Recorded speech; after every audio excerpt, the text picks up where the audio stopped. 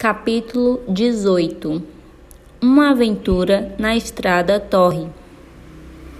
Anne, disse Dave, sentado na cama com o queixo apoiado nas mãos. Onde fica dormir?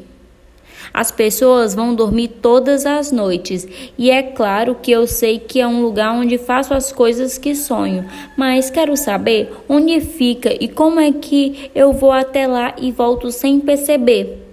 E eu vou com as minhas roupas de dormir, mas onde fica? Anne estava ajoelhada diante da janela do quartinho do lado leste, observando o céu do entardecer, que parecia uma grande flor com pétalas cor de açafrão e um miolo de amarelo em chamas. Ela virou a cabeça ao ouvir a pergunta de Dave e respondeu sonhadora. Sobre as montanhas da lua, no profundo vale das sombras. Paul Evan teria compreendido ou teria inventado um significado para a frase, mas o prático David, que, como Anne comentava frequentemente com certo desespero, não tinha em si nenhuma partícula de imaginação. Ficou apenas confuso e irritado. Anne, acho que você só está falando bobagens. É claro que estou, menino. Não sabe que só as pessoas muito tolas falam sério o tempo todo? Sabe, eu acho que você tem que dar uma resposta séria quando eu faço uma pergunta séria, replicou em um tom injuriado. Ah, você é muito pequeno para entender, disse Anne, mas ela se sentiu envergonhada por ter dito isso. Afinal, por causa da viva lembrança das respostas evasivas que recebiam na infância, ela não havia prometido solenemente jamais dizer que criança alguma era muito pequena para entender as coisas. Ainda assim, ali estava ela fazendo isso. Tão vasto é, com frequência, o abismo entre a teoria e a prática. Bom, eu estou fazendo o possível para crescer, disse David, mas é uma coisa que não se pode acelerar muito. Se Marília não fosse tão mesquinha com suas compotas, acho que eu ia crescer bem mais rápido. Marília não é mesquinha, Dave, disse Anne com severidade. É muita ingratidão você dizer uma coisa dessa. Tem outra palavra que quer dizer a mesma coisa e pareça bem melhor? Mas eu não consigo me lembrar, disse Dave, franzindo o senho intensamente. Escutei a própria Maria dizer outro dia. Se você quer dizer econômica, saiba que é algo muito diferente de ser mesquinha. Ser econômica é um excelente traço de característica.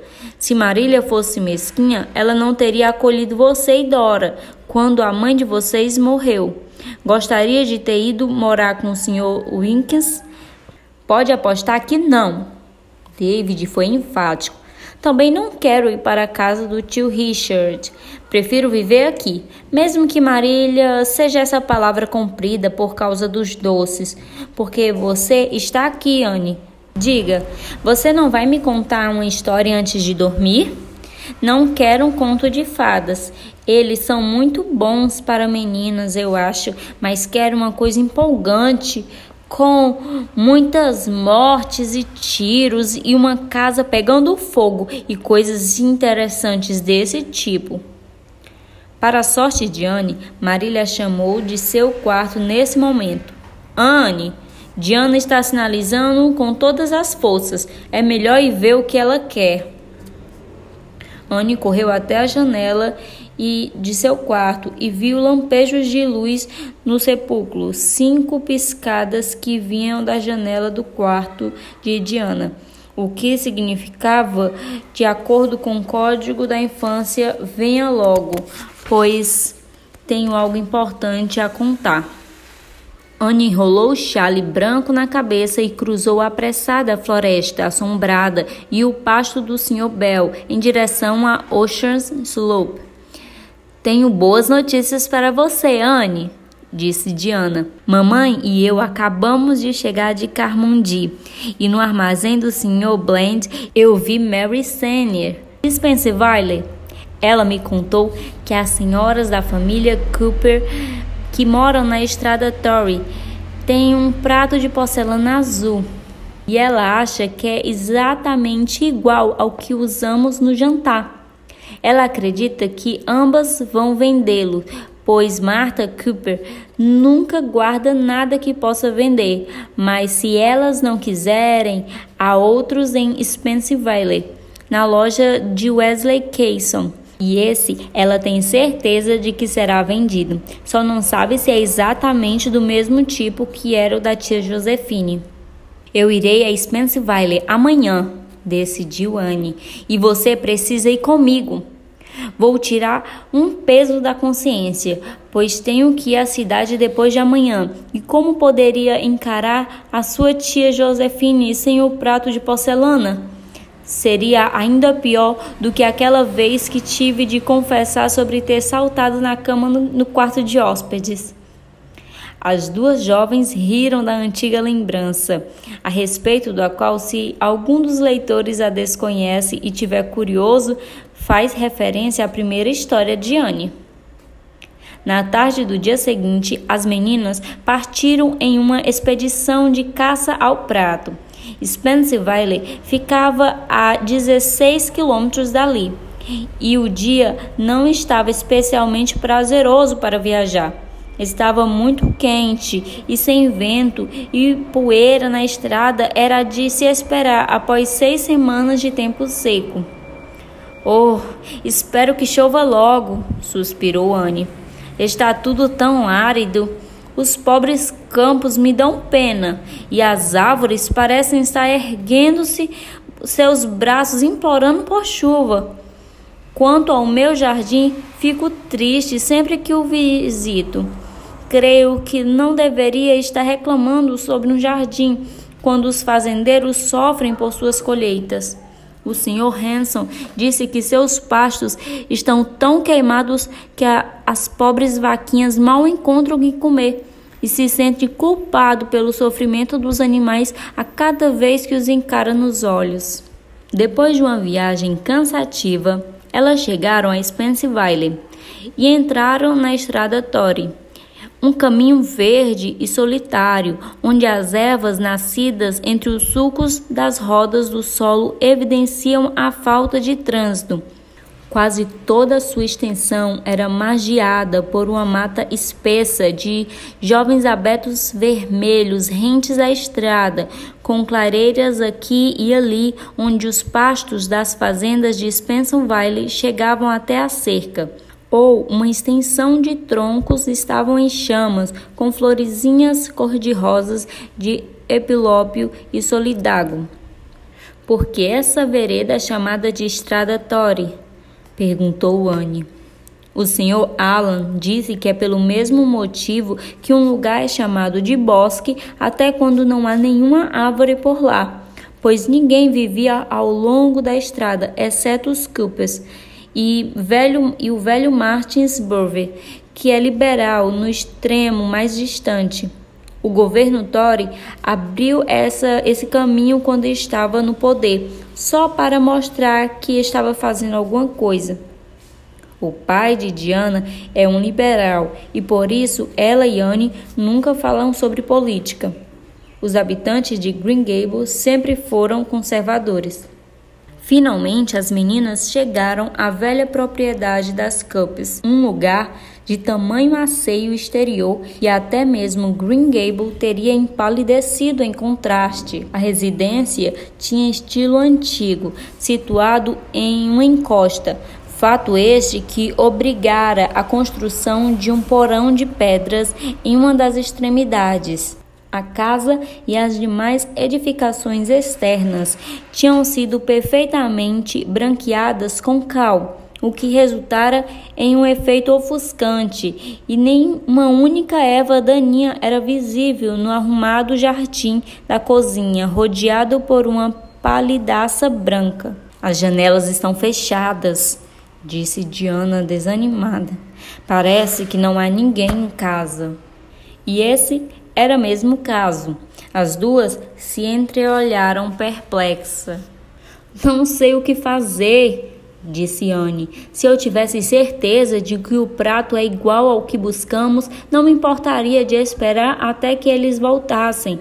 Mas se não for, pode ser que fique tarde para ir até a loja de Wesley Casson. Diana viu uma janelinha quadrada acima do porão. É a janela da despensa, tenho certeza, disse ela, porque esta casa é exatamente como a casa do tio Charles em New Brinshaws.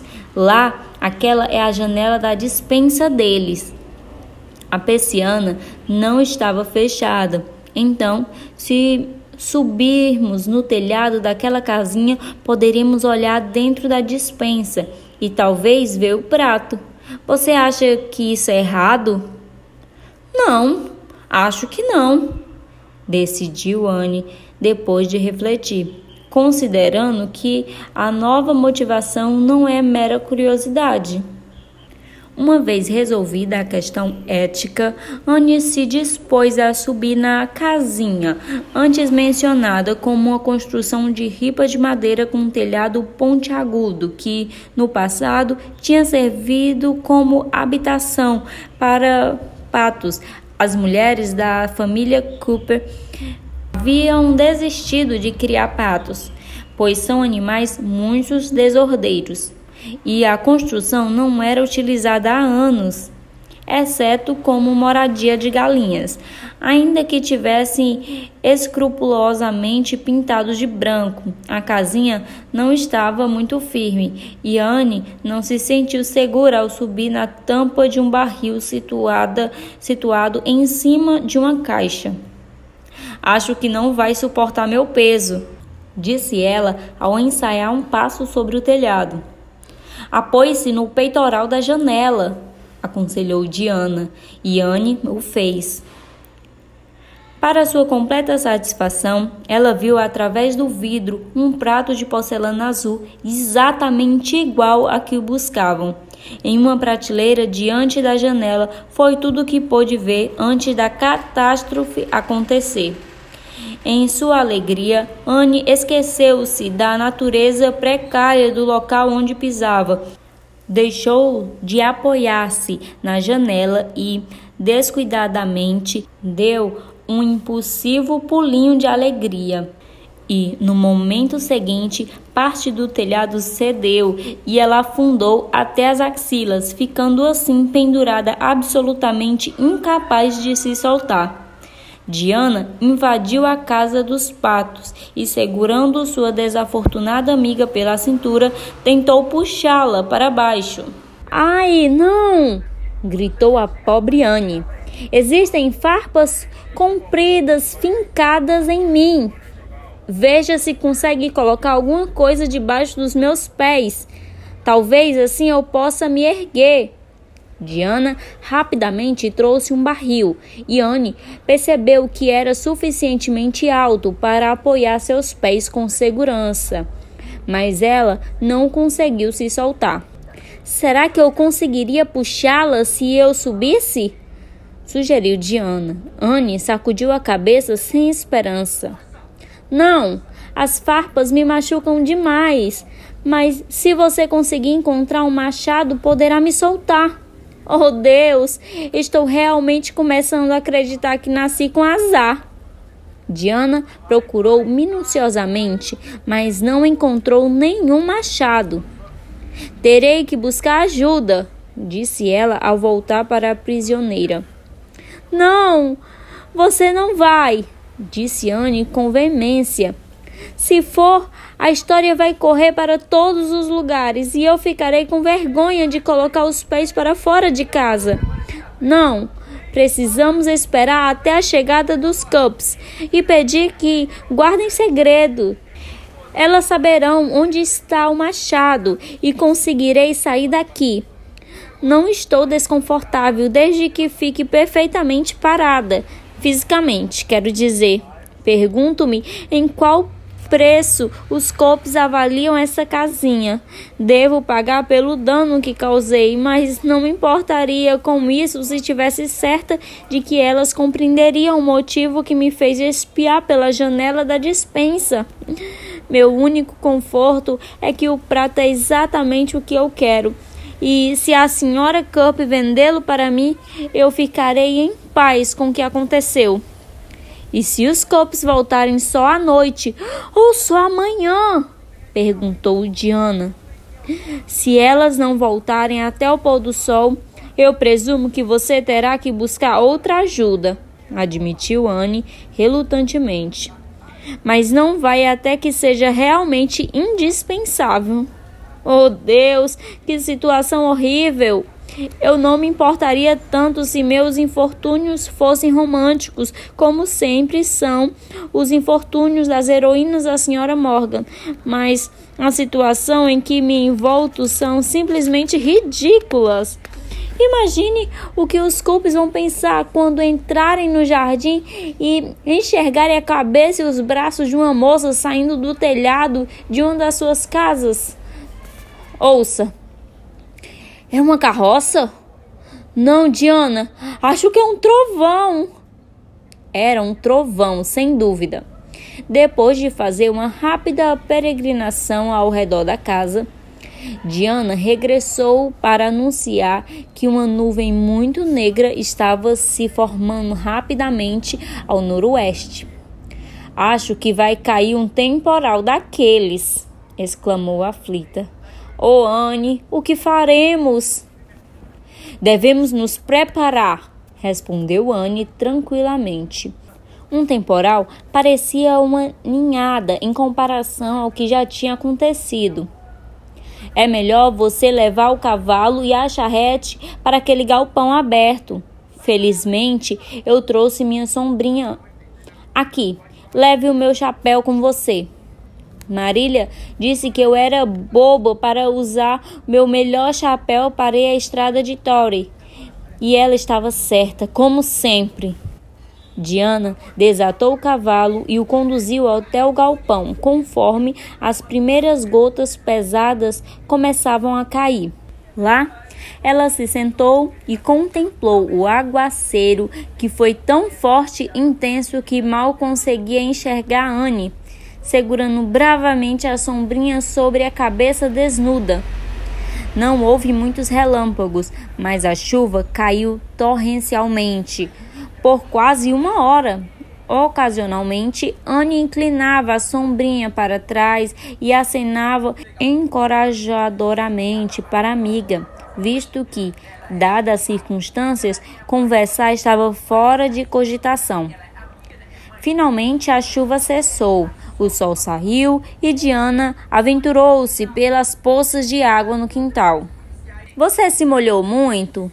Indagou ansiosa. — Oh, não! Respondeu Anne animada. Minha cabeça e ombros estão quase secos e minha saia só está um pouco úmida, onde entrou água por entre as frestas. Não sinta pena de mim, Diana, pois eu não me importei nem um pouco. Fiquei pensando no bem que a chuva faria, o quão contente estaria meu jardim, imaginando o que as flores e os botões pensarão quando as gotas começaram a cair.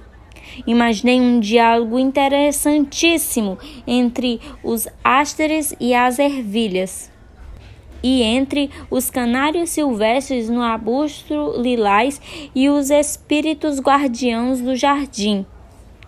Quando chegar em casa, planejo escrevê-lo. Queria ter lápis e papel para fazer isso agora, porque ouço dizer que terei esquecido as melhores partes antes de chegarmos. A leal Diana tinha um lápis e encontrou uma folha de papel de embrulho em uma caixa na charrete. Anne fechou a sombrinha que pingava, pôs o chapéu, desdobrou o papel sobre uma tábua que Diana lhe alcançou e escreveu seu idílio do jardim sobre circunstâncias que dificilmente poderiam ser consideradas favoráveis para a literatura. Ainda assim, o resultado foi muito bom. e Diana sentiu-se arrebatada quando ouviu. Anne, é lindo! Simplesmente lindo! Você tem que enviá-lo para a revista Mulher Canadense. Anne balançou a cabeça. Ah, não seria adequado. Não tem nenhum enredo, sabe? Não é mais do que uma sucessão de fantasias. Agrada-me escrever coisas assim, mas é evidente que nada desse estilo serviria para ser publicado, pois os editores insistem na existência de um enredo. Como diz Priscila. Olha, ali está a senhorita Sarah Cooper. Por favor, Diana, vá lá e explique a situação. A senhorita Sarah Cooper era uma mulher pequena que usava um vestido preto muito gasto e um chapéu escolhido mais pelo sentido da utilidade do que pela vaidade. Pareceu tão surpresa quanto era esperado ao ver aquele curioso espetáculo em seu quintal. Entretanto, quando ouviu a explicação de Diana, encheu-se de piedade. Rapidamente, destrancou a porta dos fundos, encontrou um machado e, com poucos e hábeis golpes, libertou Anne. Esta, um pouco cansada e com as costas rígidas, desapareceu para dentro de sua prisão e emergiu novamente à liberdade. Senhorita Cooper, começou ela ansiosa. Eu lhe asseguro que só olhei pela janela da despensa para ver se a senhorita tinha um prato de porcelana. Eu não vi nada, mais nada. E não procurei mais nada. Não se preocupe, está tudo bem, respondeu a senhorita Sarah com afabilidade. Não precisa se preocupar, não aconteceu nada de ruim. Graças a Deus, nós, os Coopes, mantemos a despensa sempre apresentável e não importa quem a veja. E quanto à velha casa dos patos, estou contente por estar quebrada, pois talvez Marta concorde em derrubá-la agora. Ela nunca quis, por medo de que pudesse eventualmente servir para alguma coisa, e eu tinha que mandar pintá-la de cal a cada primavera. Mas discutir com Marta é como discutir com um poste. Ela foi para a cidade hoje. Eu a levei até a estação. E a senhorita quer comprar o meu prato de porcelana. Bem, quanto está disposta a pagar por ele? $20. Ofereceu Anne, que se achava preparada para negociar com a senhorita Cooper. Do contrário, ela não teria oferecido seu preço logo de início. Bem, vamos ver, replicou a senhorita Sarah cautelosamente. Por sorte, esse prato é o meu, ou não me atreveria a vendê-lo na ausência de Marta. Ainda assim, ouço dizer que ela vai fazer uma confusão. Marta é a chefe por aqui, não tenha dúvida.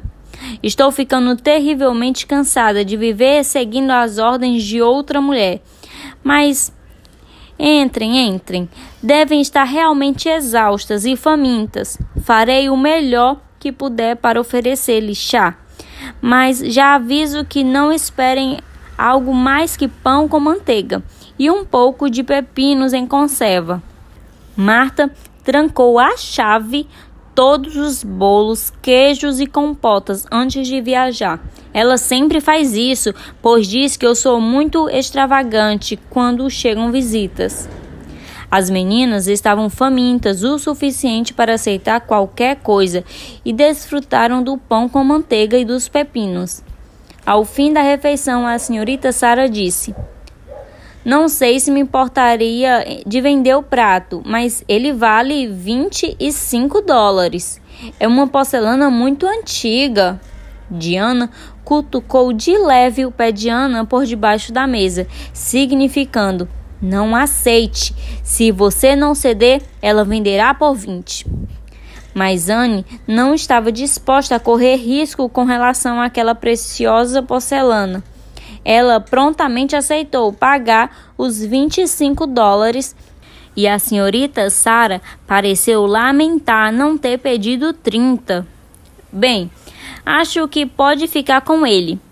Quero todo o dinheiro que possa conseguir agora. O fato é que a senhorita Sara ergueu a cabeça com propriedade, com um orgulho rubor em suas magras bochechas.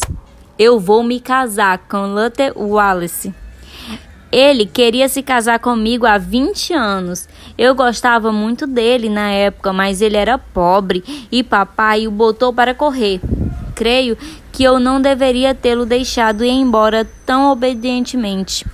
Mas eu era tímida e tinha medo do papai. Além disso, eu não sabia que os homens eram tão escassos. Quando as meninas estavam sãs e salvas, Diana conduzindo e Anne segurando cuidadosamente o precioso prato em seu colo, a erma estrada torre, verde e fresca após a chuva, pareceu ganhar vida com uma série de risadas juvenis. Amanhã, quando for à cidade, vou divertir a sua tia Josefina com a estranha e memorável história da tarde de hoje. Vivemos um momento penoso, mas que já passou. Eu consegui o prato e a chuva assentou o pó admiravelmente. Então, tudo está bem quando acaba bem. Ainda não estamos em casa, comentou Diana, um pouco pessimista. E não há como dizer o que pode acontecer antes da nossa chegada. Você é uma moça única quando o assunto são aventuras, Anne. Ter aventuras é uma coisa natural para algumas pessoas, respondeu Anne com seriedade. Ou você tem o dom para vivê-las, ou não tem.